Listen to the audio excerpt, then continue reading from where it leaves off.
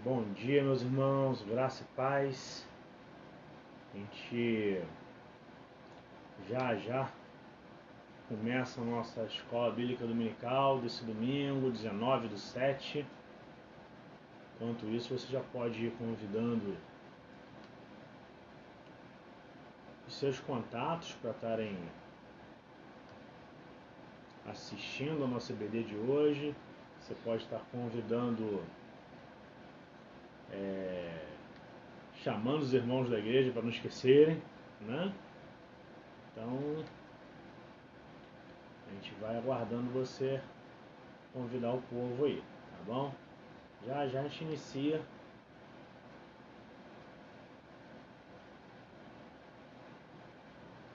Enquanto isso, eu vou botando aqui o vídeo no computador para eu poder assistir, ver quem tá com a gente, né?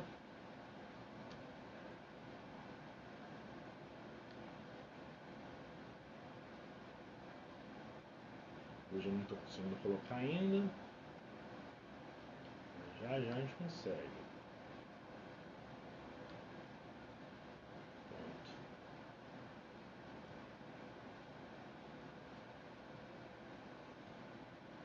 Daqui a pouco os irmãos já vão chegando. Já temos Tia Joemar com a gente.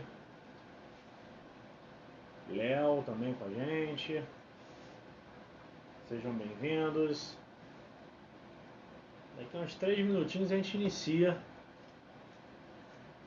a nossa série de estudos sobre o Apocalipse, né? Hoje a gente vai estar entrando na carta à igreja de Tiatira. Léo, você vai ver coisa repetida. Vai ser a mesma mensagem que eu fiz naquele dia, o mês de estudo, né? Aí você vai estar vendo mais uma vez. Só que hoje, como é estudo bíblico, é diferente, uma mensagem um pouco mais esmiuçada, né?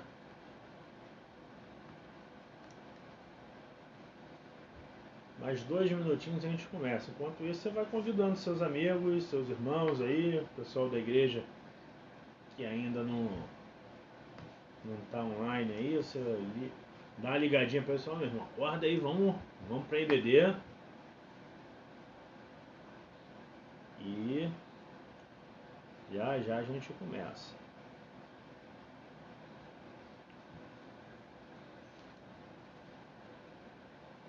Iraci também entrou, Iraci Isidoro, seja bem-vinda. Tia Juremar está dando bom dia para a igreja. Vamos orar para a gente começar?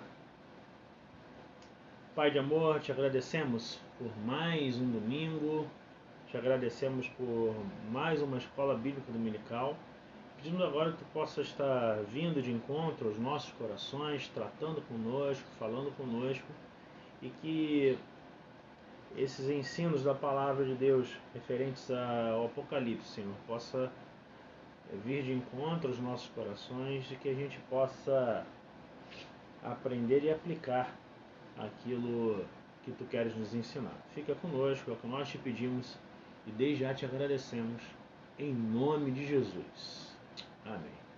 Vamos lá, querido, eu quero te convidar a abrir a sua Bíblia em Apocalipse, no capítulo 2 ainda, a partir do verso 18. A gente vai estar lendo esse texto sobre a carta à igreja em Tiatira. Vamos lá? Diz assim para nós: ao anjo da igreja em Tiatira escreve: estas coisas diz o Filho de Deus, que tem os olhos como chama de fogo e os pés semelhantes ao bronze. Conheço as tuas obras, o teu amor, a tua fé, teu serviço, a tua perseverança e as tuas últimas obras, mais numerosas do que as primeiras. Tenho, porém, contra ti o tolerares que essa mulher, Jezabel, que a si mesmo se declara profetisa, não somente ensine, mas ainda seduza os meus servos a praticarem prostituição e comerem coisas sacrificadas aos ídolos. Dei-lhe tempo para se arrepender, ela todavia não quer arrepender-se da sua prostituição. Eis que a prosto de cama, bem como em grande tribulação os que com ela adulteram, caso não se arrependam das obras que ela incita. Matarei seus filhos e todas as igrejas conhecerão que eu sou aquele que sonda mentes e corações. E vos darei a cada um segundo as vossas obras. Digo, todavia, a vós outros, os demais de Tiatira, a tantos quantos não têm essa doutrina e não conheceram, como eles dizem, as coisas profundas de Satanás, outra carga não jogarei sobre vós, tão somente conservai o que tendes, até que eu venha. Ao vencedor, que guardar até o fim as minhas obras, eu lhe darei autoridade sobre as nações, e com um cetro de ferro as regerá, e as reduzirá a pedaços, como se fossem objetos de barro. Assim como também eu recebi do meu Pai, dar-lhe-ei ainda a estrela da manhã. Quem tem ouvidos, ouça o que o Espírito diz às igrejas. Queridos, antes da gente começar, tem mais gente com a gente aqui. Paulinho, pastor Paulo Lima, não vou falar apelido aqui não, porque para não ficar chato. Bom tê-lo aqui com a gente, querido. A Denilde também está com a gente, seja bem-vinda, querida. Vamos lá, querida, a gente vai estar conversando um pouquinho sobre essa igreja em Tiatira, né? E o título da nossa lição da EBD é Tiatira, o perigo do comprometimento. É interessante você ver que a gente chega no estudo, a gente encontra a carta mais longa escrita às igrejas do Apocalipse. E essa cidade era uma cidade com a menor importância naquela região ali.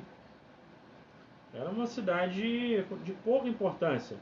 Mas Deus mandou João escrever uma carta maior, porque Deus enxergou o problema daquela igreja ali e viu que o problema daquela igreja era um dos problemas mais sérios que nos afligem até o dia de hoje. Até o dia de hoje, esse problema nos aflige também, que é o comprometimento. E a gente vai ver durante esse estudo de hoje que a igreja de Tiatira ela estava se comprometendo com o mundo, e isso é muito perigoso para as nossas igrejas. Quem está com a gente também é a Célia, seja bem-vinda, Célia. Chama o pessoal aí, fala para a Isabelle que quinta-feira a gente vai ter a classe da Escola Bíblica dos Jovens e dos Adolescentes, para ela ficar atenta também. Essa semana ela vai receber o material, tá bom? Vamos lá, então vamos conhecer um pouquinho da cidade de Tiatira. Tiatira não era um centro cultural, político, nem religioso. Ali não havia perseguição religiosa como nas outras cidades, tá? Até aí tranquilo, na cidade light. Mas era um importante centro comercial onde vivia, de onde veio Lídia, né? A gente sabe quem é Lídia. E havia ali em Tiatira um grande número de sindicatos. Parecido com hoje. O que é sindicato? É aquele negócio, o pessoal luta pelos direitos de classes e tal. Até esse momento, nada demais. Só que ali a gente encontrava um grande problema. Os crentes se envolviam demais, se comprometiam demais com esses sindicatos, né? Todo o comércio naquela região ali, ele era organizado em sindicatos, né? Então, não tinha como ninguém prosperar fora desses sindicatos, tá? Então, qual é o grande problema dessa igreja em Tiatira? Aí que a gente começa a perceber as situações ali. Por que que um crente naquela igreja ali não poderia pertencer a um sindicato? A gente vai perceber que o problema era simples ali. Por que que ele não podia se envolver? Primeiro, que nessas organizações, duas coisas eram uma prática comum nesses sindicatos. A primeira, carne oferecida a ídolos, idolatria, né? Nessas reuniões, todos os membros tomavam uma refeição juntos, muitas vezes em algum tempo pagão. A refeição sempre começava e terminava com um sacrifício formal a deuses. Então, o cristão, o discípulo de Cristo, ele não pode compactuar com essas coisas, ele não pode participar disso, porque isso não é condizente com a sua fé. Isso não é parte da doutrina dos apóstolos, não é aquilo que Cristo nos ensinou, não é aquilo que Cristo deixou para nós. Então, esse era um dos problemas. O segundo problema, bebedice e imoralidade. Aquelas reuniões sempre davam oportunidade para muita bebedice e imoralidade. Então acontecia de tudo ali. O pessoal enchia, mandava a bebida para dentro, já perdia a noção do ridículo, perdia a noção de tudo. Você conhece bêbado, você já viu pessoas bêbadas, e ela perde o senso de ridículo, perde o bom senso, perde tudo, e da bebedice já partiu para a imoralidade, né? E poderia um crente fazer parte disso? Aí eu pergunto, pode hoje um servo de Deus fazer parte disso? Seja bem-vinda, Rosa. Rosa entrou também. Servo de Deus não pode fazer parte disso, né? Então, o que nos parece que o problema da igreja de Tiatira era apenas um problema em relação a isso. Ela não sofria perseguição, não sofria nada disso. Mas a ameaça dela estava dentro da própria igreja, onde as pessoas estavam se corrompendo com as coisas do mundo. Você já ouviu aquela frase? Ah, isso aí não tem nada a ver, eu posso. Aí, ó, já começou aqui. Não tem nada a ver o que, gente? Tudo contra os preceitos de Deus, tudo aquilo falando, e as pessoas acham normal. Ah, isso é normal. Ah, que isso, eu posso fazer, não tem problema não. Não estou falando mal a ninguém? Claro que tá. O seu testemunho, a sua postura como servo de Deus, como discípulo de Cristo, né? Então, esse era o grande problema para aquela igreja, né? E a gente traz para hoje, o problema de Tiatira é nosso problema hoje também, né? Até onde um crente, pode um crente ir em relação às organizações, tipo clubes, etc., fora da igreja, e entrar em uma íntima associação com os incrédulos, sem se comprometer com o mundo? Provavelmente você poderia utilizar a mesma desculpa que eles utilizavam ali. Ah, mas isso aí é uma oportunidade que eu tenho para falar do amor de Cristo? Concordo com você, é uma oportunidade, desde que você não se corrompa. Você não pode compactuar com aquilo que está errado.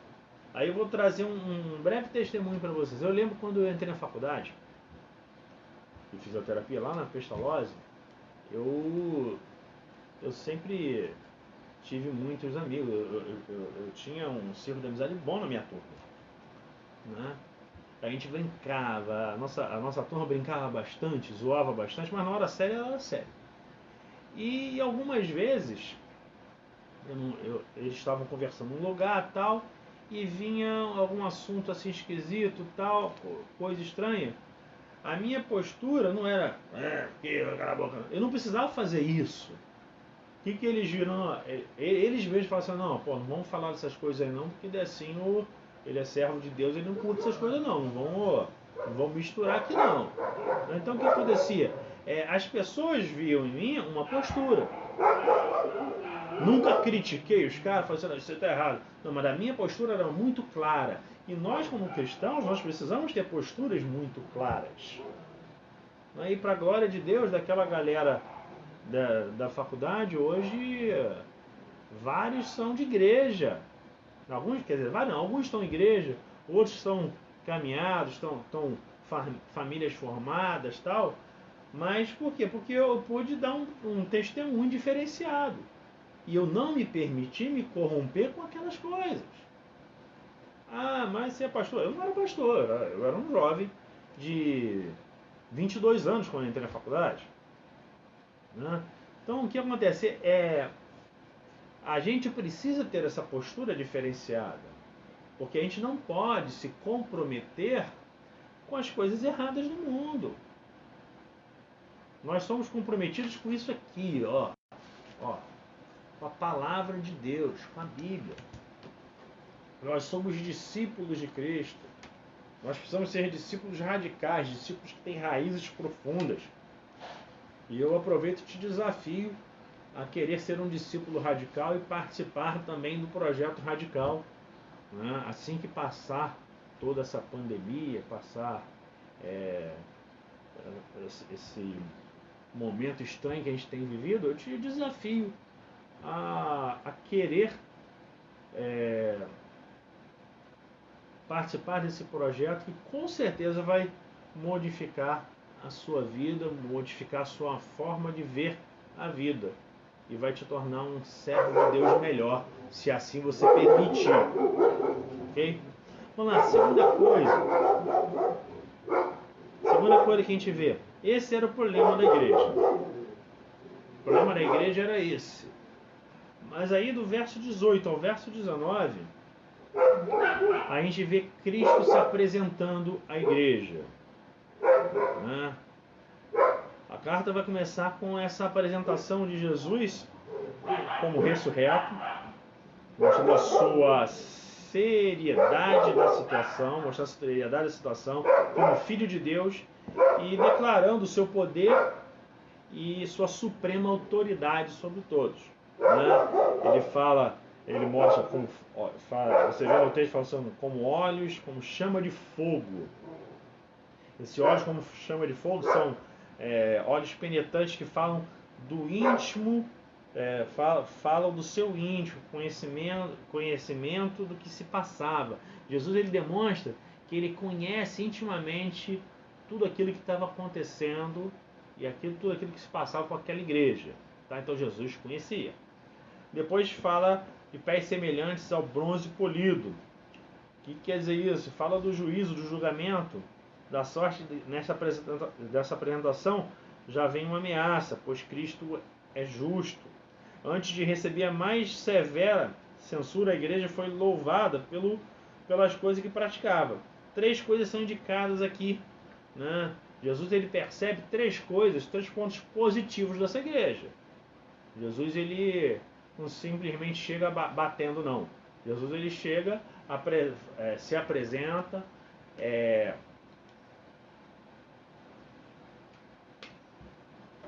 honra a igreja, mostrando aquilo que ele via, que era importante, né? Primeira coisa, Jesus fala das obras. Suas obras representam o seu ministério. Jesus vê o que a igreja estava fazendo e fala assim, essas obras que vocês estão fazendo me representam. Jesus reconhece o trabalho daquela igreja. Né? Depois, Jesus dá um segundo elogio, né? A motivação do seu ministério. Cristo reconhece que as obras da igreja em Tiatira eram motivadas pelo amor, pela fé e pela perseverança. Muito importante isso.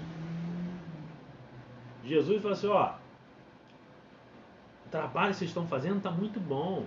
Vocês são motivados pelas coisas certas, que é pelo amor, pela fé e pela perseverança. Continuem nesse trilho, continuem nesse caminho, que isso daí é bom.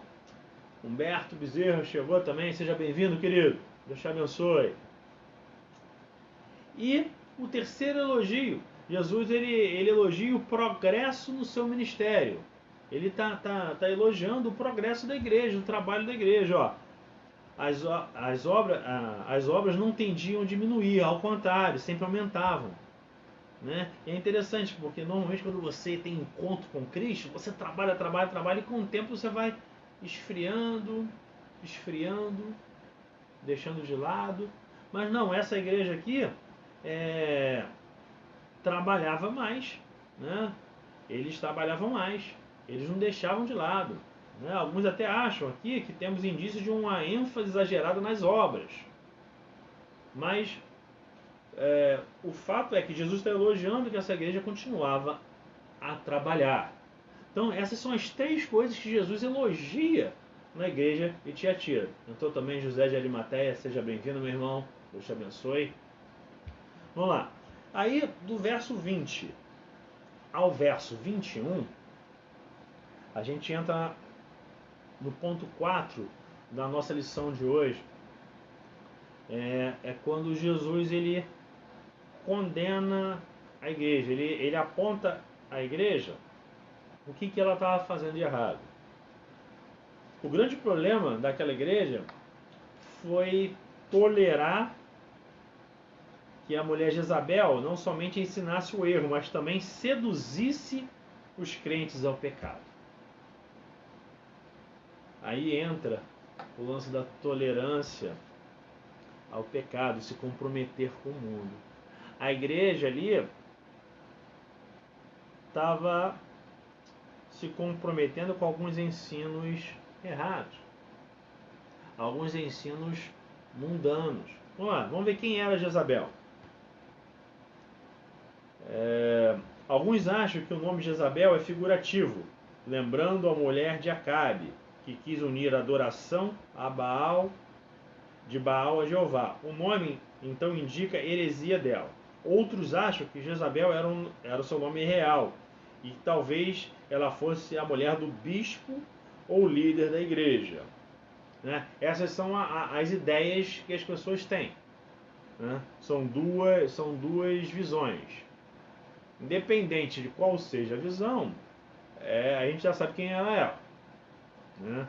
A gente já sabe que ela estava seduzindo os crentes à prostituição, quer seja espiritual, quer seja carnal. Seduzindo os crentes à bebedice e à imoralidade.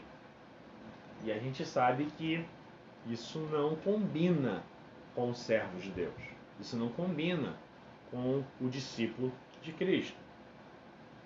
O que Jezabel fez? Eu vou estar lendo para vocês o texto. O texto é um pouquinho longo, mas eu vou estar lendo aqui. A verdade é que não sabemos realmente quem ela era. Mas o que fazia fica bem claro. Ela tinha uma influência má e sedutiva dentro da igreja. Não que ela quisesse destruir a igreja, ao contrário, ela só queria introduzir novas ideias para facilitar as coisas. Por isso ela devia ser profetisa, por ter uma revelação especial de que lhe dava autoridade e também uma profunda filosofia de vida. Os líderes da igreja primitiva tinham decidido que não se deveria comer carne oferecida a ídolos. Você vai ver isso em Atos 15, 29. Mas isto praticamente isolava o crente do âmbito social, pois haveria pouquíssimos banquetes de que se poderia participar. Jezabel então ensinava que não havia necessidade dessa separação. A igreja poderia muito bem acomodar-se aos padrões da sociedade. Olha que coisa complicada.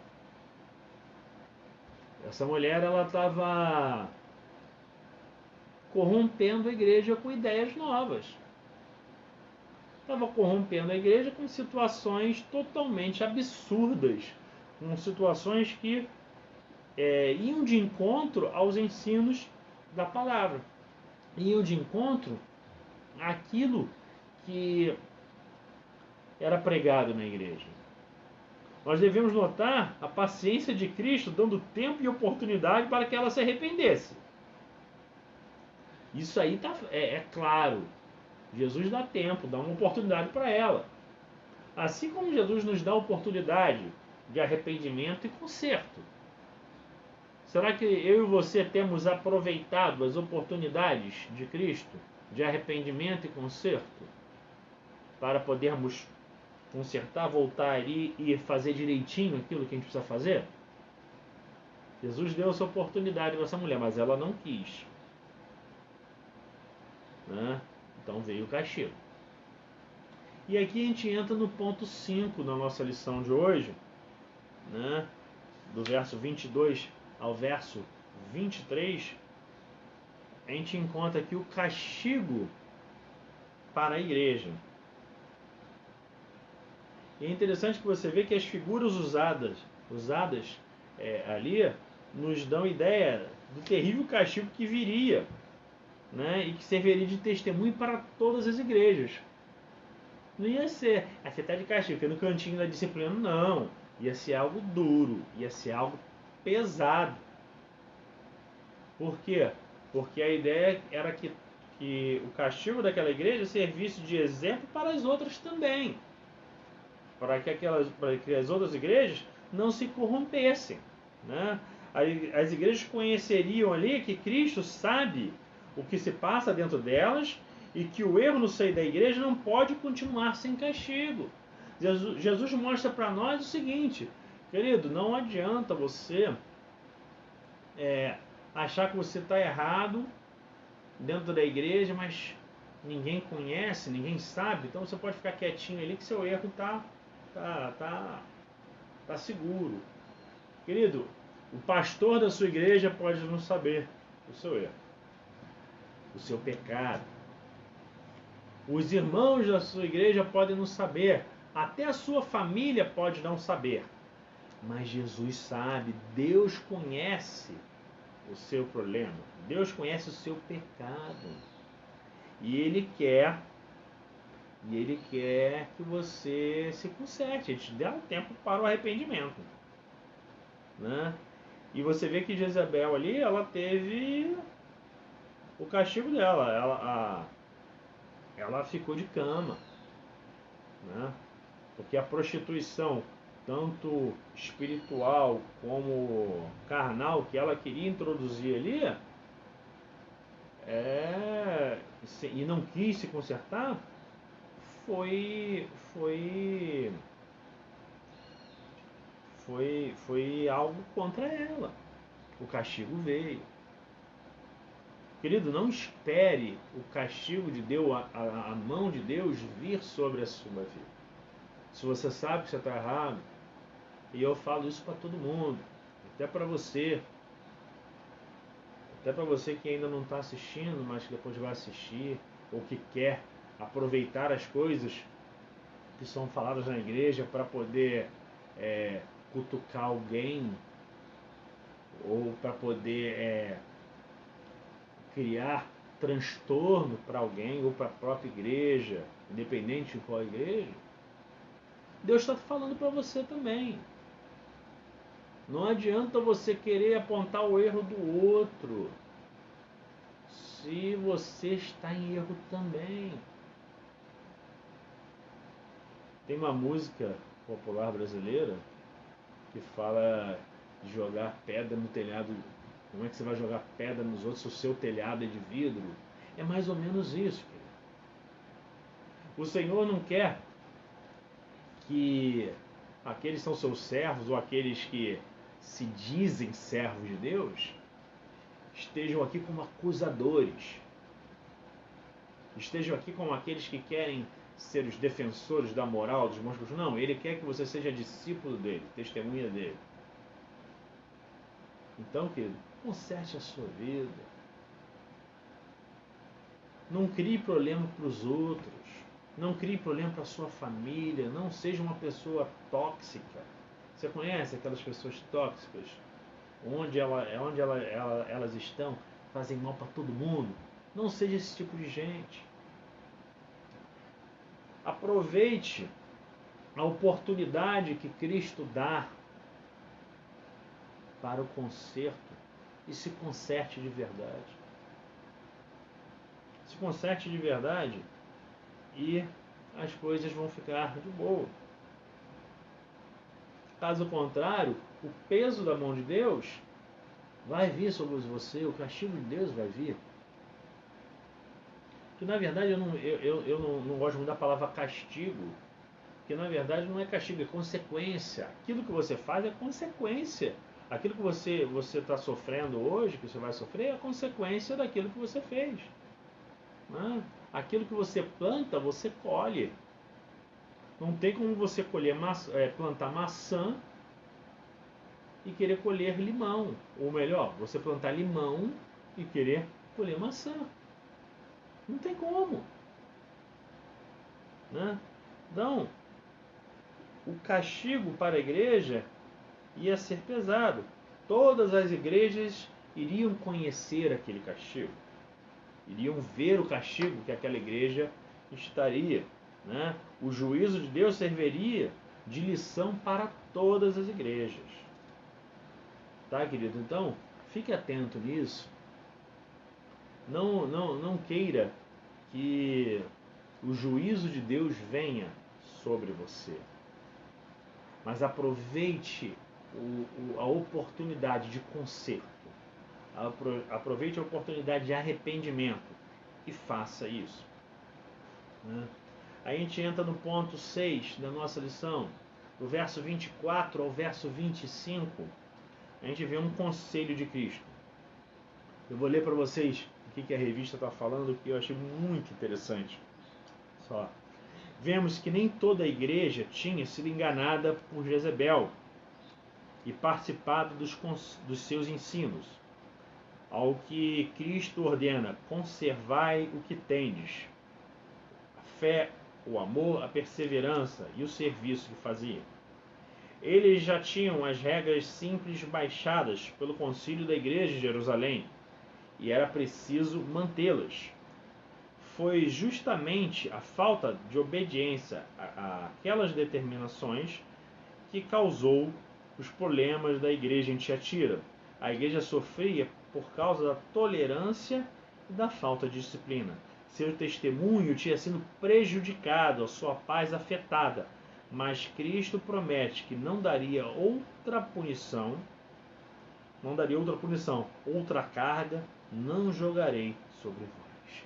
Querido, o Senhor Jesus aqui, ele sabia que nem todos daquela comunidade, nem todos daquela igreja haviam se corrompido. Nem todos haviam se encantado com aqueles ensinamentos errados.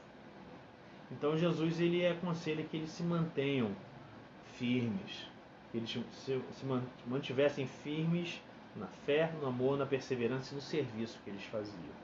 Que eu e você possamos também seguir esse conselho de Cristo. Querido, eu não sei como a sua igreja está, eu sei como a igreja de Rondonópolis está. Né? Eu sei quais são as dificuldades que nós temos tido. Né? Apesar de estar pouco tempo aqui, estar 2 anos aqui, eu sei quais são as nossas lutas. E eu sei que Cristo também sabe, que Cristo sabe o que a gente tem feito, como a gente tem feito. Então, vamos nos manter firmes, vamos conservar aquilo que a gente tem, vamos conservar o amor, a fé, a perseverança e o serviço que a gente faz. Pedindo sempre ao Senhor que Ele possa nos dar novas pessoas que possam ser discipuladas, que possam trabalhar e que queiram seguir junto com a gente nessa caminhada. Ok? Vamos lá. No ponto 7, Jesus faz, a gente encontra a promessa de Cristo. Do verso 26 ao verso 28, a gente vê uma promessa dupla que é dada ao vencedor. Né? Eu lhe darei autoridade sobre as nações. Essa é a primeira promessa. Dar-lhe-ei a estrela da manhã. A primeira parte da promessa é tirada do Salmo 2, verso 8 e 9. É uma promessa de participar da glória do reino messiânico durante o milênio mencionado em Apocalipse 26, capítulo 20, verso 6. Então, essa é a primeira parte dessa promessa. E a segunda parte da promessa é muito linda. A estrela da manhã, né, era um símbolo de senhorio. No verso 28, refere-se ao próprio Cristo, o Senhor dos senhores, Rei dos reis, a brilhante estrela da manhã que você encontra em Apocalipse 22, 16. Esta promessa nos diz que o crente fiel, ao chegar ao fim da sua vida, ele entra na possessão eterna do Salvador. Querido, olha que promessa linda que o Senhor tem para nós. Faça a sua parte e tome posse dessa promessa também. Que o Senhor possa ser o Senhor das nossas vidas e que a gente se mantenha fiel a Ele em todos os momentos da nossa vida. Que a gente se mantenha fiel a Ele sempre, a despeito de tudo que está acontecendo ao nosso redor. A despeito das coisas que parecem boas e que nos oferecem, mas que no fundo a gente sabe que não são boas, de que vão de encontro aos ensinamentos de Cristo, que a gente se mantenha firme e fiel ao Senhor. E a gente vai estar aqui fazendo parte e tomando posse dessa promessa do Senhor para nós. A mensagem dessa carta é nitidamente uma mensagem para os dias de hoje, quando a voz de Jezabel se ouve nas igrejas clamando contra essa separação da igreja e do mundo. O ensino popular é que nós podemos nos associar com incrédulos sem nos poluir. Mas a palavra de Deus insiste: retirai-vos do meio deles, separai-vos, diz o Senhor. 2 Coríntios 6,17.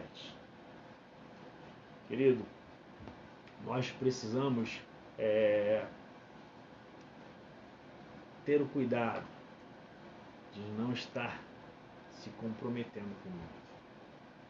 Eu concordo com você deve estar pensando: pastor, mas eu só posso evangelizar se eu tiver contato com as pessoas. Sim, você precisa ter contato com as pessoas, mas você não precisa se comprometer com as coisas que as pessoas estão comprometidas. Você precisa entender que você está neste mundo, ou você não é desse mundo. Você é servo do Deus Altíssimo, então você precisa entender que as coisas são diferentes. Você ter contato e você se comprometer. Você precisa se comprometer única e exclusivamente com a palavra do Senhor, com Cristo da palavra, com Deus na palavra. Viver os seus ensinamentos. E com isso, você vai ver. O comprometimento com o mundo é um perigo muito real nos nossos dias. A gente precisa manter clara e definida a linha de separação, pois é o ensino claro de todo o Novo Testamento. Nós estamos nesse mundo, mas não fazemos parte desse mundo. Que Deus nos abençoe, querido. Deixa eu orar por você. Deus, nós te agradecemos por mais um domingo onde podemos estar ministrando a sua palavra para os nossos irmãos. Vai de encontro ao coração daqueles que estão assistindo agora essa palavra e vai de encontro ao coração daqueles que ainda assistirão essa palavra. Fica conosco e nos dê hoje um culto da família, louvor e adoração a Ti, agradável na Tua presença. Fica conosco, te pedimos, em nome de Jesus. Amém. Que Deus nos abençoe, queridos. E até hoje de noite no nosso culto da família. Um forte abraço a todos.